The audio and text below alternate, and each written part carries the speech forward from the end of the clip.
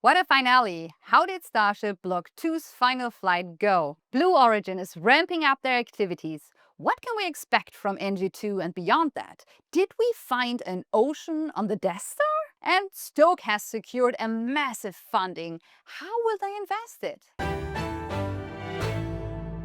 My name is Stefanie, welcome to What About It, and let's dive right in. Starship updates. Flight 11's mission built directly on Flight 10's wins, gathering data for the next generation Super Heavy booster and Starship, stress testing the heat shield and practicing upper stage maneuvers that mimic the final approach for a future return to launch site. And we promised ourselves to be on site for the first Starship catch. Booster 15-2, previously flown on Flight 8 and launching with 24 flight-proven Raptors in its 33-engine pack, had one primary duty to perform after the launch, demonstrating a new landing burn configuration designed for the upcoming Block 3 boosters. Yes, this was it, the final launch of a version 2 Starship, the 11th flight of the largest rocket ever built. The tank farm started to spool up. Venting started on the orbital launch mount and the Mechazilla tower, a clear sign that the lines had been sufficiently cooled for the cryogenic propellants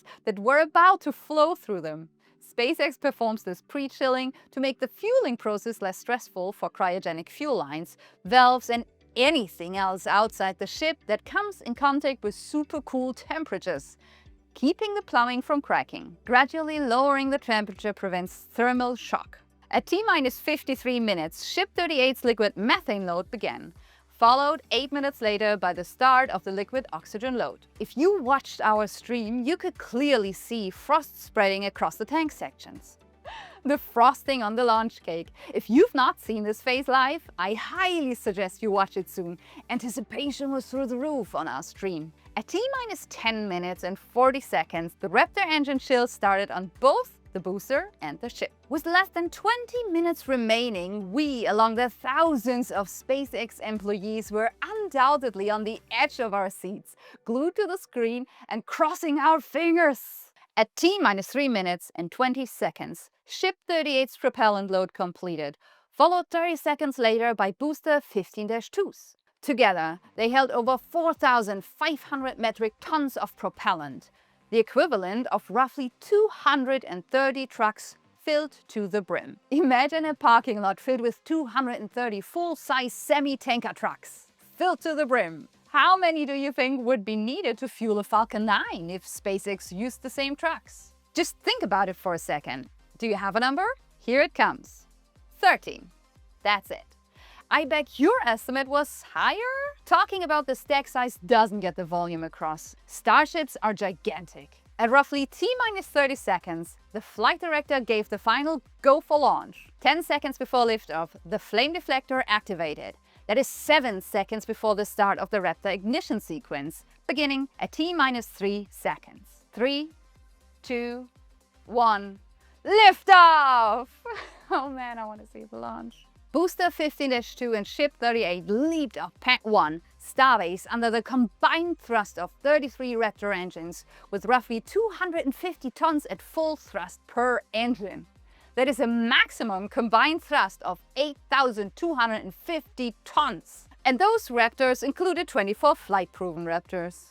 What a spectacular pillar of fire lighting up the evening sky, with Booster 15-2 and Ship 38 ascending towards space. At just 1 minute into flight, Starship Flight 11 passed through Max Q, the momentum of maximum aerodynamic stress. And they did it without any issues. The booster shut down 20 of the running 33 Raptor engines, while the ship ignited all 6 of its engines, 3 RVACs, 3 sea levels. Following separation, Booster 15 relit 13 of its boost back. After complete boost back, Booster 15 shut down all 13 engines and the hot stage ring was jettisoned, marking another flawless hot stage and separation sequence. SpaceX has truly mastered the intricate dance of engine relights. To put it in perspective, during the single flight, SpaceX ignited, shut down and reignited more engines than other launch providers do in a whole year. Pretty incredible, right? Booster 15-2 reignited its engines for the landing burn. roughly 33 tons of thrust control, slowed and steered the booster until it performed a smooth engine shutdown 60 seconds later. This test gathered critical data for the future Mechazilla catch attempts. Thank you for your participation. We might see you again if you're recovered like others have been before. We'll keep you informed if it had any complaints. Now, back to the upper stage. Ship 38 flew a suborbital trajectory by design to line up the deployment demo in-space relight and later the experimental high-stress re-entry sequence. Whew, we made it this far. Now for the Starlink dummy satellites. 10 minutes later, the payload bay door opened right on schedule at T+18 minutes and 28 seconds. The PATS dispenser mechanism activated and 8 mass simulators, the so-called dumplings, were released one after another to validate clearances and deployment rates. The deployment process began with the PATS dispenser moving into its initial deployment sequence position. SpaceX provided excellent footage of the deployment system. Everything operated smoothly this time, a huge step forward, carrying real payloads soon. Don't get confused, those aren't Starlinks yet. These are the Starlink mass simulators to test the mechanisms in the payload bay. Some call them dumplings. They are similar in the size to the next generation V3 Starlinks. After some dumpling bumping during deployment of Starship 37, this time the one-by-one deployment was deployed without any hitch. All 8 followed the same suborbital trajectory as Starship and were expected to burn up on re-entry. Smooth and drama-free, exactly what you want before switching to the real birds. Starship's impressive payload capabilities are a key advantage. While a Falcon 9 currently transports about 23 Starlink satellites per mission, Starship can significantly increase this to over 54. Crucially, this translates to a substantial boost in data throughput capacity per launch. That's what you actually use as a customer. On Falcon 9 and V2 mini satellites, it's roughly 3 terabits per second. Now, here comes the critical number. On a single Starship launch with its 54 Starlink V3 satellites, it'll be 60 terabits per launch added to the constellation. That's simply unheard of. After a 7-minute deploy process, the payload door was shut and Ship 38 oriented itself for its Raptor relight demonstration. The cruise phase had begun. Please work! At roughly 37 minutes, a vacuum Raptor successfully reignited as part of the in-space relight demo. The brief burn proved that Starship can perform multiple engine starts in orbit, which is a key requirement for future missions to the Moon and Mars. Ship 38 performed the flip to begin re-entry orientation. The new heat tiles assemblies and catch-fitting geometries were put to the test once again. Plasma buildup around T+1 hour and telemetry showed that the aft flaps handled the load even better than on previous flights. The forward flaps remained nearly undamaged, confirming that the latest tidal design was a major improvement. It's about to get really hot, even hotter than usual. This flight test included several experiments focused on enabling Starship's upper stage to return to the launch site. The final landing burn began.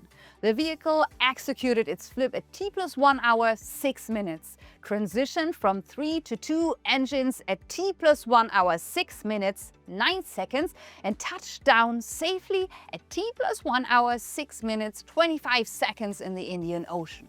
An incredible achievement for Flight 11. Every major goal was achieved. Booster landing data collection, payload deployment validation, heat shield improvements. This flight paves the way for orbital payloads and the long-awaited first catch tests. Congratulations to the entire SpaceX team. You rock so incredible much. And a farewell to the troubled Block 2 Starship generation. You might have been flawed, but loved nonetheless, and in the end, you redeemed yourself. What does this launch mean in regards to the Artemis program?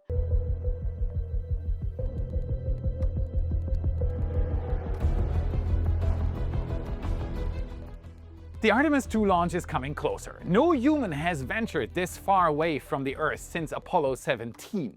When NASA announced that the mission might be launching earlier than expected, over 140 headlines from different media outlets expressed opposing opinions. One left-leaning headline skeptically asked, "First lunar cruise since Apollo could launch in 4 months? Seriously?" Another right-leaning outlet is very positive. Save the date, humans set to return to the moon on February 5th, 2026, with Artemis 2 50 years after Apollo mission. I easily access all these opinions at ground.news/y. Follow along to get the full story. There is no better platform for this than Ground News. My partners built the only app and website that shows how the world's media cover the same event. Ground News is a smarter, better version of how you're already staying informed. Ad-free, subscriber-funded, and built for information discussion. And I've arranged 40% off their unlimited Vantage plan, just $5 a month at ground.news/y or by scanning this QR code. Blue Origin is ready to tackle a critical milestone,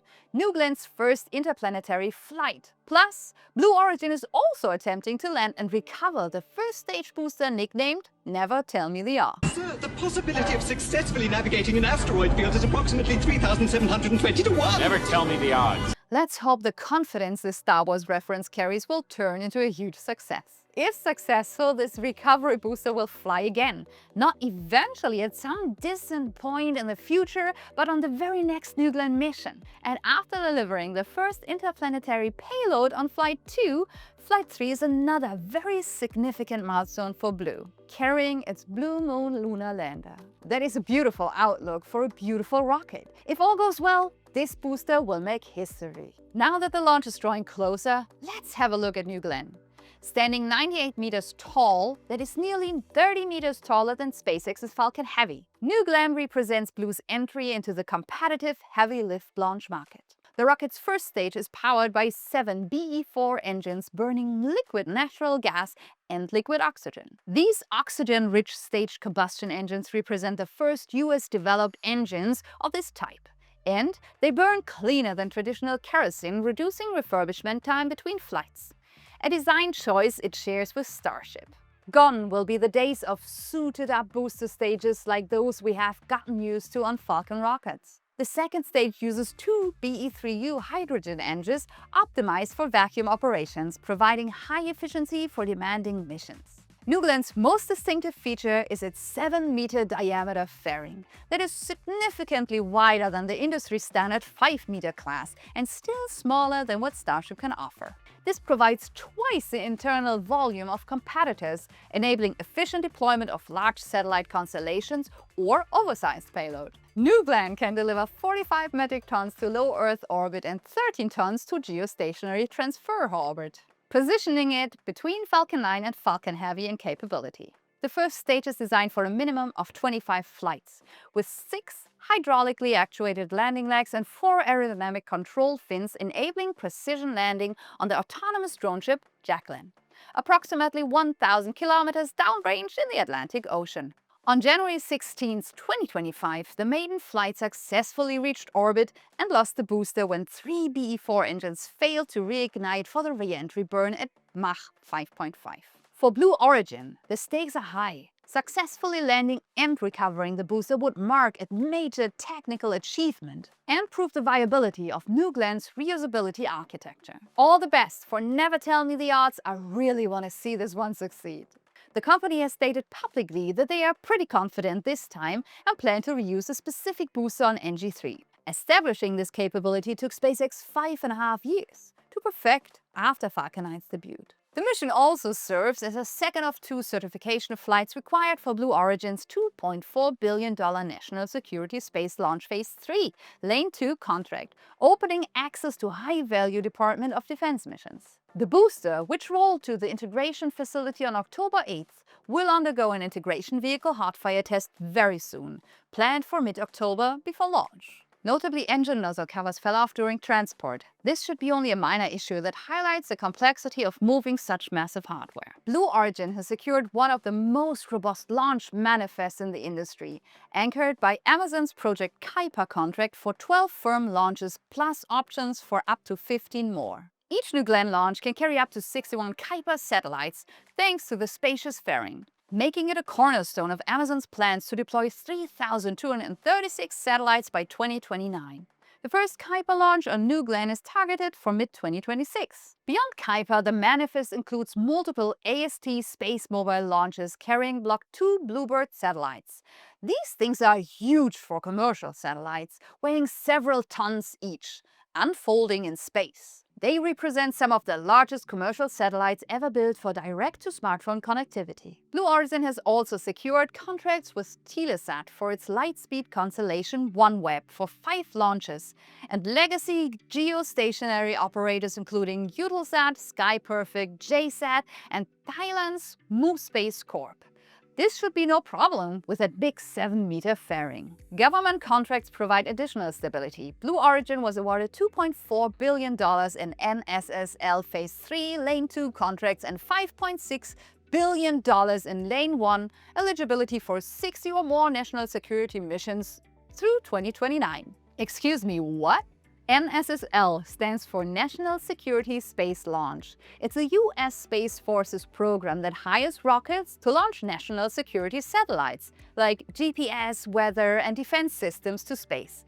They're using a mix of providers who either get specific missions, Lane 2, or are pre-approved to compete for many missions. Lane 1. NASA partnerships also extend beyond Escapade to the Artemis program, where Blue Origin's $3.4 billion contract will use New Glenn to launch Blue Moon's lunar landers. In short, NASA pays, New Glenn launches, Blue Moon lands on the moon, and we all cheer after touchdown. The first uncrewed Blue Moon Mark 1 mission is planned for early 2026, carrying NASA payloads to the lunar South Pole. If they achieve that milestone, a second mission will deploy the Volatiles Investigation Polar Exploration Rover, or short, Viper. Its job is to drive around the moon's south pole while sniffing out water and other volatiles, drill into the ground, and map where water ice is, so future missions know where usable resources are located.